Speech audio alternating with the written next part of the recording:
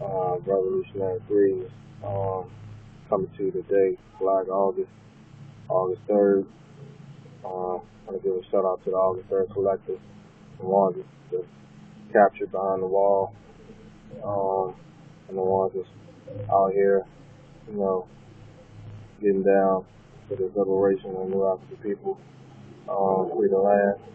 Um, Coming to you today, want to give a shout out to the Black August um, Committee and all the Black August observers. Just coming to you today because it's the day, August 3rd, back in 1800 when Gabriel started his insurrection um, to free all the slaves in Virginia and to make a revolutionary change to get free. Um, Got this book right here called Gabriel's Rebellion, the Virginia Slave Conspiracy of 1800-1802 by Douglas R. Egerton. Recommend y'all go get that book. It's a good read. A lot of information that you might not have never heard of before about Gabriel Prosper and his whole plan to, start a revolution in the Richmond, VA. Richmond, VA at one time was the capital of the Confederate South.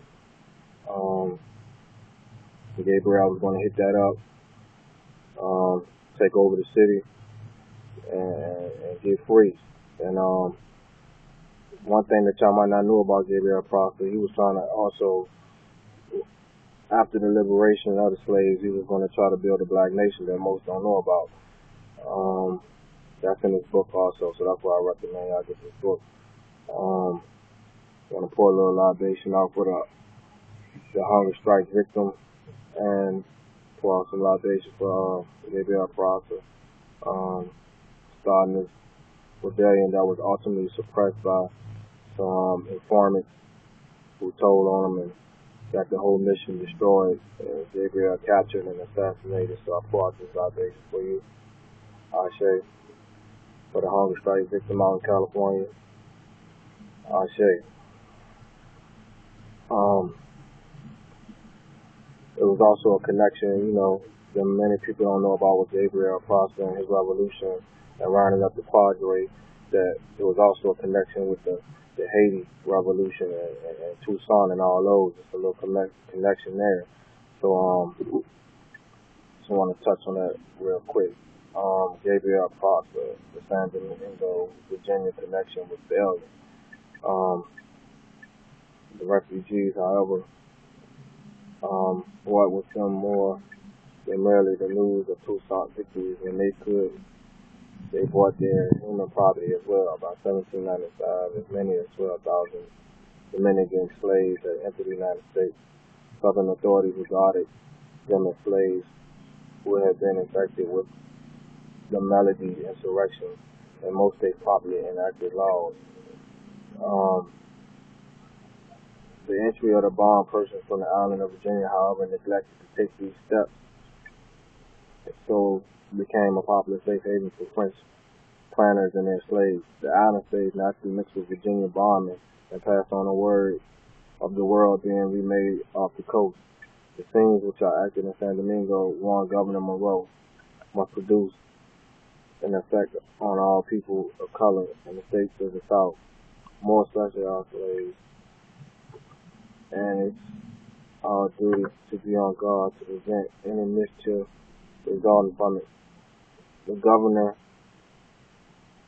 was absolutely correct. The refugee Negroes were disseminating results of their experiences among the Virginia slaves, the Virginia district. The group would then move on to Richmond by the time the rebel army reached the city. Gabriel promised his forces would be 1,000 men strong. That figure represented but a small proportion of the nearly 8,000 slaves and free blacks who lived in Richmond and Henrico County. In fact, he needed not even that many. All that was necessary to carry a rebellion was a small army of determined soldiers. As the Gabriel army neared town, it was split into three groups. The central column will provide with cutlass, knives, pikes, and muskets, will move on the Capitol Square and seize the guns stored in the building. Gabriel Prosper, the seizure of the capital city must mean the end of slavery in Virginia, perhaps beyond. Gabriel understood that simple liberation was not sufficient.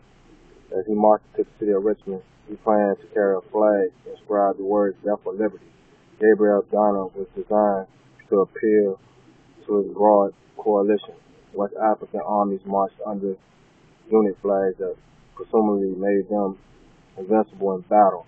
Gabriel Prosper, sometimes called simply Gabriel, in 1776, October 7, 1800, was an enslaved black who led a border uprising in Richmond Virginia in 1800. Having sought in vain to develop a broad base of support, puny followers nevertheless made plans to assault Richmond on August 30th. The plot was discovered and James Road and Governor of Virginia called out the militia to round up the rebels. Gabriel fled, but was brought back and hanged, along with 35 other quadres. The incident apparently disturbed many slaveholders who, as Monroe said, could no longer count with certainty on the tranquil submission of enslaved Africans. Gabriel's objective was black nationalism. He sought to not only rebel, but build an independent, sovereign black nation. As you see, Gabriel Prosper, New African black general, was most definitely a New African revolutionary nationalist before his time.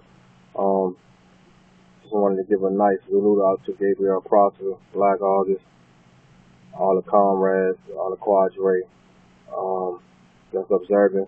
Matter of fact, this is my second day of my fast. I started yesterday. Must say it's going pretty good. I thought it would be worse than what it is, but just wanted to show love to Gabriel Prosper, man, one of my heroes, Virginia revolutionary, and man Nat Turner, which I'll touch on later this month. But go out and get this book, add it to your library. Gabriel's Rebellion, the Virginia Slave Conspiracy, a fire read. Yeah, let me also touch on this right quick before I log off. The thing with getting free in the hells of America, to get a free nation, one thing that I seem to constantly see, and I'm starting to see that it's a genetic connection there also, is the house niggas, the traders, the collaborators of European supremacy, man. And it always seems that there's always some Negroes that's either paid off or looking to get some kind of gain by selling their fellow revolutionaries. I like to say Gabriel Prosper was one of those revolutionaries who was told on by his own kind. There's always our own kind that's assassinating our leaders. Man, we got to get rid of these cats, man. There's too many people out here who ain't trying to be free. They're trying to remain under the oppression of the United States government and remain slaves. But I respect people like Gabriel Prosper, Nat Turner, Mark Vesey, St. Q, all the cats who was trying to get free, man. So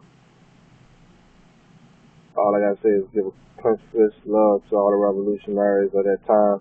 Your revolutionary spirit still lives on. So let's rebuild, let's get free. Call to the people who don't feel freedom. Salute.